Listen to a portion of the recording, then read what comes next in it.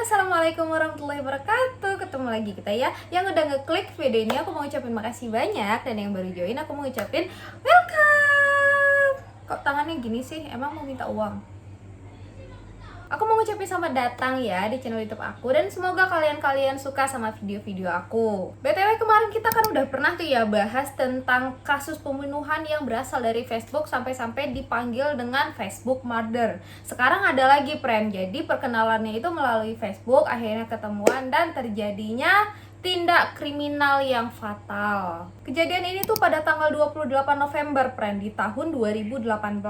Jadi adalah nih dua orang nelayan, dia mau pergi mancing. Ini posisinya pagi ya, friend. Terus salah satu mereka ini tuh ngelihat kayak ada sesuatu yang sangat-sangat mencurigakan gitu loh. Jadi posisinya gini nih, friend. Ini kan tebing nih, ini tebing. Nah, di sini tuh kan ada ininya nih, bawah tebing tadi, di bawah tebing tadi tuh ada bebatuan gitu yang kena ombak tipis-tipis. Kena air ombak gitu loh, kena gelombang ombak gitu kan. Nah di bawah inilah brand yang mereka tengok yang agak aneh tadi. Salah satu kawannya ini merhatiin kali, apa tuh ya Wak ya. Jadi mereka ini ngelihat kayak ada orang yang lagi terombang-ambing di lautan gelora. Nyanyi nggak tuh? Habis itu dibilang lah sama kawannya kan, ayolah kita tengok dulu, ini kayaknya ada orang nih, tapi dia lagi mandi-mandi apa gimana tuh, tapi dia pula deh ya kan, kayak ngikutin arus gitu kata kawannya ini kan. Ayolah tengok aja lah daripada kita penasaran, kata kawannya. Kesitulah mereka, friend. Apa disamperin orang itu? Betul, rupanya itu mayat seorang perempuan yang udah babak belur. Dan posisinya si perempuan ini tuh udah tanpa busana, friend. Terus tengok-tengok lah mereka ini ya kan, friend, sama-sama kaget. Dan akhirnya mereka pun nelpon polisi pada saat itu. Halo pak, halo. Cepat ke sini lah pak, ini ada mayat nih kami temukan, ngeri kali, udah cepet aja ke sini ya pak. Oh iya, ini lokasinya di mana? Di Pantai Lindos pak, cepat ya, cepat, tolong kali ini cepat ya. Oke, meluncur segera ke sana, kata polisinya. Dengan gercepnya pun langsung ke sana nih, menuju ke lokasi. Dan pas polisi nyampe, TKP pun langsung dianalisa nih sama polisi. Pada saat itu polisi nih nengok ombak besar, air laut pasang. Kenapa bisa ada di tepi gitu kan? Harusnya kalau misalnya memang dia korban tenggelam, itu harusnya udah hanyut, friend, terbawa sama arus ombak, iya kan? Karena kan lagi naik nih posisinya si air laut. Dan setelah menganalisa TKP, polisi pun beralih ke jasad perempuan ini. Yang pertama kali diperhatikan sama polisi, wajah wanita ini sudah babak belur. Jadi saking babak belurnya itu, ini polisi udah nggak bisa lihat detail jelas dari wajah si wanita ini. Udah banyak kali luka-luka loh, friend. Dan akhirnya polisi menyimpulkan ini bukanlah korban tenggelam, melainkan korban pembunuhan. Nah, karena wajah si korban sudah tidak bisa dikenali lagi, akhirnya polisi juga mencari ciri-ciri yang lain. Dan polisi pada saat itu menemukan ada tato bunga mawar di pergelangan kaki wanita ini, friend. Dan tato bunga mawar inilah satu-satunya petunjuk untuk mengidentifikasi siapa wanita ini sebenarnya. Pas dicek nih tatonya, rupanya tato ini tuh baru kali dibuat, friend, karena warna itu masih kayak terang kali gitu loh, kayak baru selesai ditato. Dan polisi pun langsung bergegas, friend, ke kota Rados dan mengelilingi seluruh kota untuk menanyai tukang tato satu persatu. Jelek kali tukang tato artis Mega biar cantik. Jadi setiap tempat pembuat tato tuh didatangin, friend, sama si pak polisi itu. Ditanyain satu-satu, kemarin ada nggak di sini cewek yang bikin tato bunga mawar gitu? Mungkin dalam beberapa hari inilah. Nggak ada pak. Dah pergi lagi dan nanya lagi, ada nggak ini? Pokoknya setiap toko itu ditanyain kan. Sampai akhirnya polisi menemukan di mana cewek itu membuat tatonya. Pas ditanya ya kan, ada nggak kemarin cewek yang lagi bikin tato gitu di pergelangan kakinya, tato bunga mawar? Oh ada pak, ada. Baru aja itu kemarin dia bikin tato di sini pak. Siapa namanya dek? Siapa? Barulah ketahuan, friend, kalau nama perempuan ini adalah Eleni Topalodi yang masih berusia 21 tahun. Oke, kalau gitu sekarang kita akan bahas tentang latar belakang Eleni Topalodi ini. Jadi, Eleni ini tuh berusia 21 tahun, friend. Yang lahir pada tanggal 15 Januari 1997. Yang berasal dari kota Greece yang bernama Egaleo. Eleni ini adalah anak dari pasangan Yones dan Kula Topalodi. Dan Eleni ini adalah anak kesayangan dari orang tuanya ini. Karena Eleni ini tuh pintar kali anaknya, friend. Dia juga anaknya humoris, ceria, dan selalu mendapatkan nilai tinggi di sekolahnya. Eleni juga suka kali friend belajar bahasa. Sampai-sampai si Eleni ini tuh menguasai 3 bahasa. Menguasainya itu udah di level fasih loh ya, untuk ngomong dan nulis juga. Yang pertama ada bahasa Inggris, yang kedua dia menguasai bahasa Yunani, dan yang ketiga dia menguasai bahasa Arab. Apa gak makin disayang itu sama orang tuanya? Kayak gitu, ha? Mana cantik pula anaknya tadi kan? Dah diborong semua lah sama si Eleni ini. Cantik iya, pintar iya, suka hati kau lah Eleni, atur aja. Aku pulang aja, gak kebagian aku soalnya. Dan setelah Eleni ini selesai SMA, Eleni melanjutkan kuliahnya, friend, di University of Aegean. Sebenarnya orang tuanya itu agak berat hati sih pisah dari anaknya, karena emang belum pernah pisah nih sama orang tuanya. Tapi di situ percayalah nih mama bapaknya, pokoknya anakku ini pasti bisa berhasil lah, suatu saat pasti bisa jadi orang sukses. Dan aku juga yakin anak aku ini akan bisa menjadi anak yang mandiri. Jadi ya udahlah, dikasih lah tuh si Eleni pergi. Karena friend, kampus Aegean ini terletak di kota Rhodes, yang mana itu udah beda kota sama tempat tinggalnya si Eleni ini. Jarak tempuhnya itu sekitar 1 jam lah dari rumahnya. Dan begitu pertama kali si Eleni ini nyampe di Rhodes, dia langsung jatuh cinta nih friend. Tempatnya bagus, pemandangannya indah, orang-orangnya ramah. Pokoknya nggak nyesal lah dia pindah ke situ. Mana masyarakat di sana nerima dia dengan baik kali pula itu. Orang-orangnya ramah, suasananya santai kayak di pantai. Ya memang pantai Mega. Bahkan ya, saking sukanya dia sama Pulau Rhodes ini, dia bahkan berniat untuk tinggal selamanya di sana. Nah, karena memang si Eleni ini punya paras yang cantik, banyak juga tuh pria-pria sana yang jatuh cinta sama si Eleni ini. Selain mukanya yang cantik, pribadinya juga baik gitu loh, kayak senang aja gitu orang-orang dekat dia, kayak positive vibe lah ya.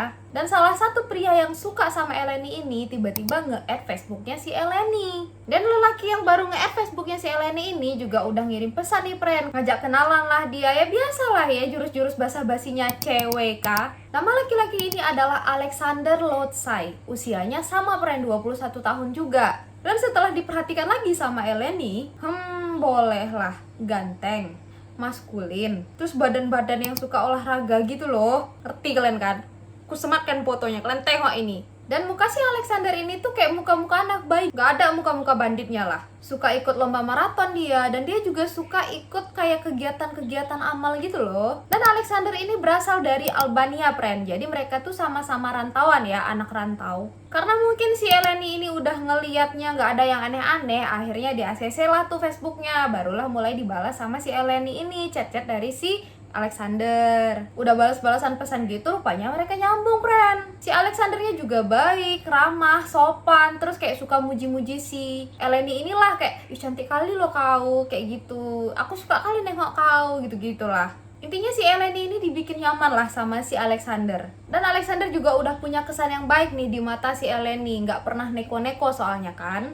Hingga 1 minggu kemudian, friend, setelah mereka rutin chat-chatan setiap hari, mereka akhirnya memutuskan untuk bertemu, biar maksudnya nggak virtual mulu. Dan pada saat itu Alexander juga ngajak si Eleni ini untuk makan kebab di restoran setempat gitu. Terus kata si Eleni, ya udah atur aja, aku ngikut. Oke, jam 10 malam ku jemput ya di apartemenmu. Ya udah, si Eleni pun mengiyakan. Tapi untuk ketemu orang pertama kali jam 10 malam tuh sebenarnya kemalaman gak sih? Kalau menurut aku kemalaman loh. Masalahnya baru pertama ketemu, kecuali kalau teman gitu kan jam 11 malam juga ya bodo amat. Tapi ya udahlah ya, bercerita aja aku. Dan datanglah pada hari yang mereka janjikan itu, friend, pada tanggal 27 November 2018. Si Alexander ini udah sampai di depan apartemennya si Eleni sesuai janji. Terus dicek lah sama si Alexander ya kan, aku udah di bawah ya, di depan pintu gerbang apartemenmu, katanya. Dan pada saat itu memang benar Alexander itu tertangkap kamera CCTV yang mengawasi di bagian luar. Di depan gerbang itu loh, terlihat memang si Alexander tuh lagi mondar-mandir sambil nungguin si Eleni keluar. Akhirnya setelah 1 minggu chat-chatan mereka pun ketemu setelah Eleni keluar. Terus ya udah mereka langsung ke mobil. Tapi pada saat itu si Eleni kaget, friend, karena mobil yang dibawa sama Alexander ini adalah mobil pickup warna putih. Tapi pemikiran Eleni pada saat itu, ya udahlah, yang penting dia mau jemput aku, kayak ini juga udah gentleman kok gitu. Ya udah, masuklah tuh si Eleni ke dalam mobil. Dan kaget lagi dia, friend, karena ternyata mereka itu nggak cuman berdua. Melainkan si Alexander ini tuh bawa temennya lagi di situ. Dan jelas lah si Eleni bingung, kok jadi bertiga pula? Orang janjinya berdua aja. Ya setidaknya ngomong lah ya kan kalau bawa kawan. Tapi ya udahlah ya, ini juga udah terlanjur gitu. Gak mungkin batal juga kan, pikir si Eleni ini. Naik aja lah dia sambil nyapa kawannya si Alexander ini. Kenalan lah mereka di situ. Dan nama laki-laki yang mau jadi obat nyamuk di kencan pertama mereka ini adalah Manolis Kokoras, yang usianya juga sama friend, 21 tahun. Dan pada saat itu barulah si Alexander ini kayak minta maaf segan gitu kan. Maaf ya, aku bawa kawan soalnya, nggak apa-apa kan katanya. Oh iya nggak apa-apa kok. Ya si Eleni kan nggak mungkin marah-marah juga ya kan. Dan pada saat itu juga Eleni tuh nganggap kalau ya udah ini tuh bukan kencan, paling ya ini cuman kayak hangout sama temen biasa gitu loh. Habis itu pergilah mereka ke restoran kebab yang mereka udah janjikan, friend. Di jalan tuh kan pasti bercerita-cerita lah tuh mereka ya kan. Tapi sepanjang perjalanan mereka ini, yang mereka bahas hanya untuk memamerkan harta kekayaannya si Manolis ini. Kau tahu nggak? Manolis ini tuh tajir melintir loh. Dia anak pengusaha kaya raya. Asetnya ada di mana dan bla bla bla. Dan rupanya mobil pickup yang mereka bawa ini pun punyanya si Manolis, friend. Dan selama di perjalanan juga si Alexander sempat menunjukkan satu foto rumah mewah di HP-nya. Terus dia bilang kayak gini, ini rumah musim panasnya si Manolis loh, mewah kali kan. Cak tengok lah, mewah kali, cantik kali kan. Lokasinya ini nggak jauh dari sini. Ya pas ditengok si Eleni juga emang rumah itu tuh cantik kali, friend, memang mewah kali. Terus si Manolis juga nimbrung, friend, kalau misalnya mau kita beli kebabnya drive thru aja, nanti kita bawa ke rumahku nggak apa-apa, biar lebih santai aja ngobrolnya, kata si Manolis. Ya si Eleni nggak mau lah ya kan, karena rumah musim panasnya si Manolis ini terletak di Lindos, yang mana jarak tempuh dari rumah si Eleni ini itu 1 jam, friend, jauh kali kan. Terus si Eleni ini juga ngerasa nggak nyaman, orang dia baru pertama kali kan ketemu sama orang-orang ini. Dia juga nggak kenal nih siapa si Manolis ini, yang dia kenal kan cuma si Alexander, itu pun baru ketemu sekarang.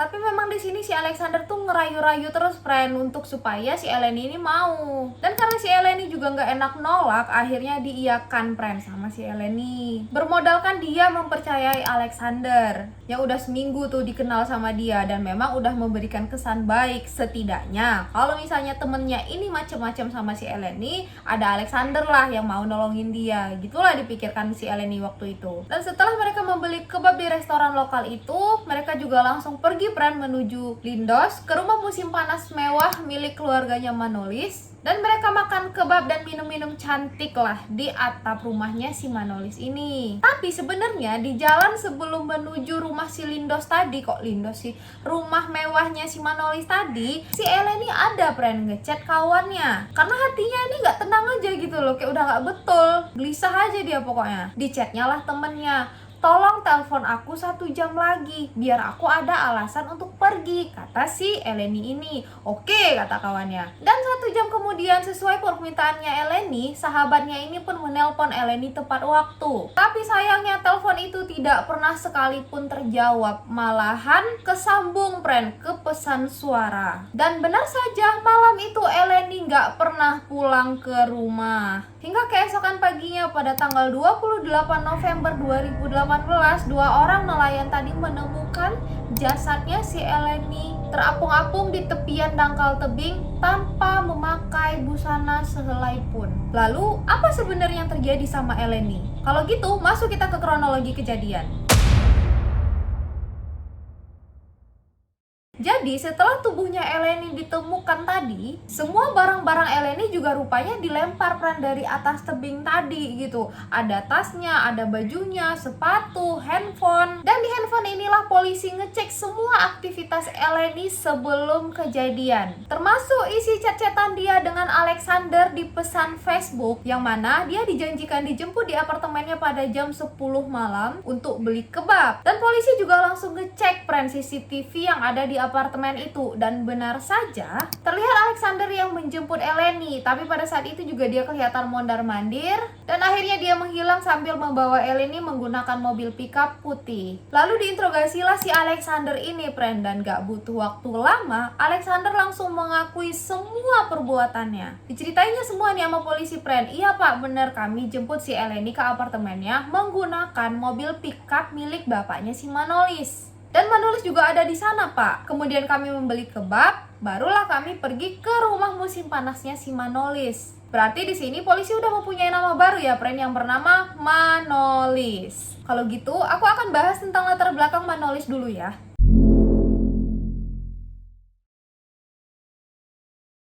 Manolis adalah anak pengusaha kaya raya yang memiliki banyak restoran dan juga real estate.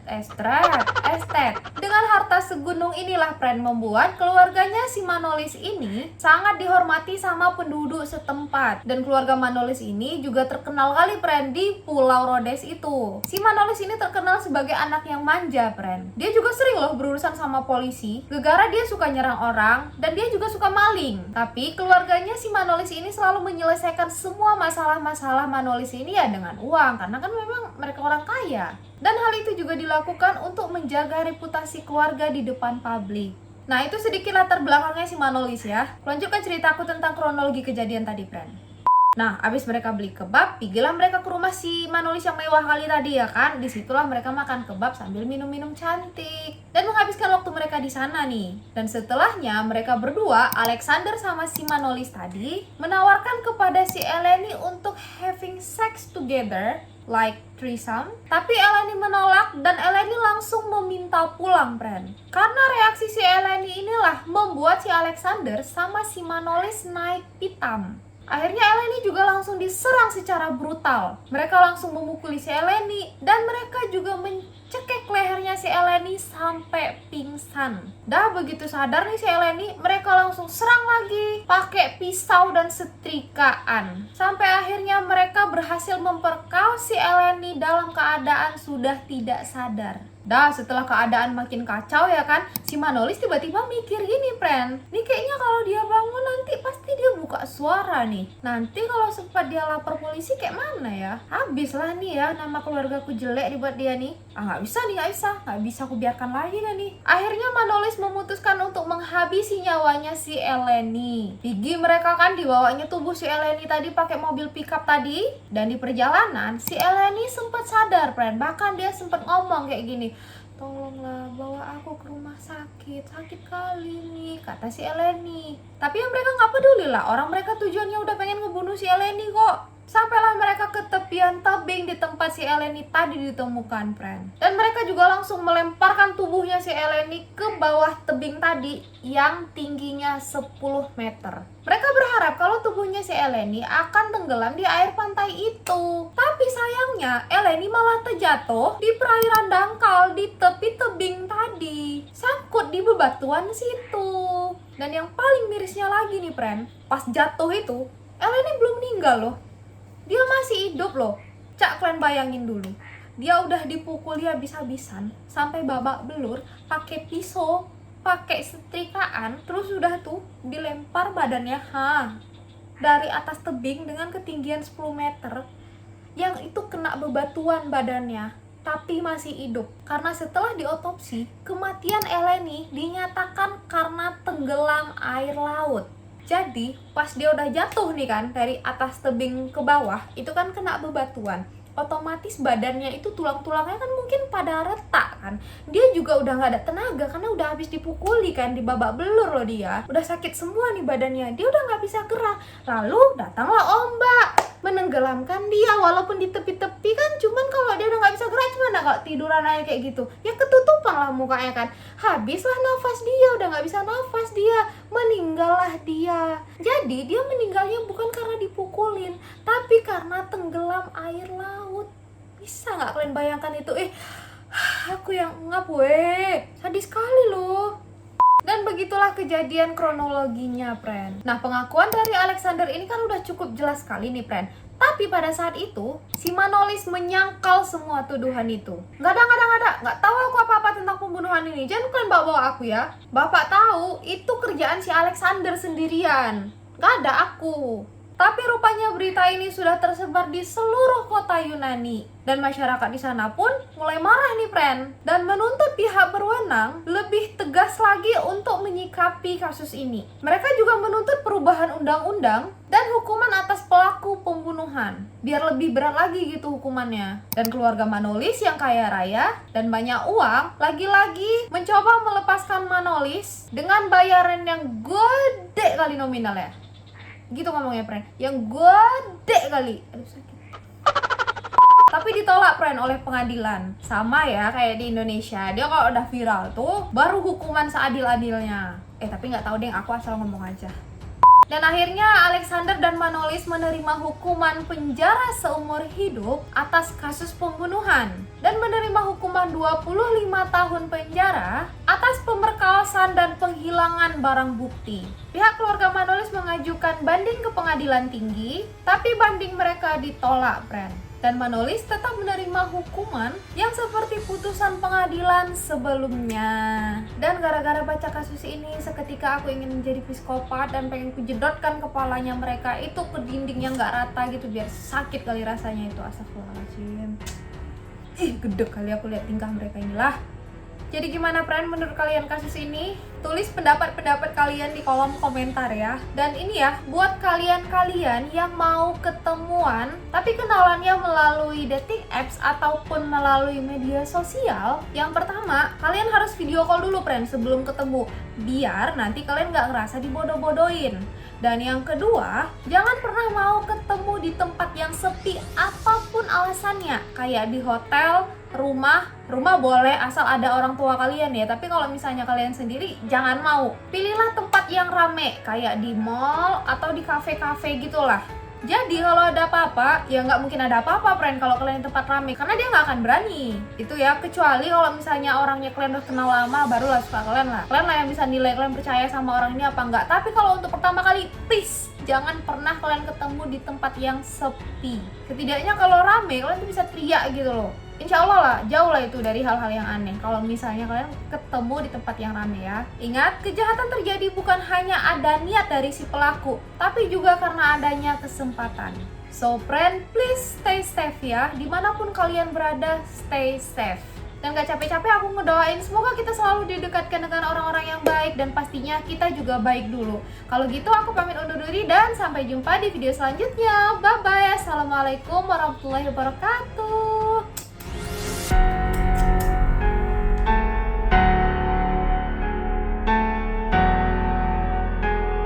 Abis itu tengok-tengok online nih mereka ya kan, sama-sama kaget, terus gak pakai lama juga.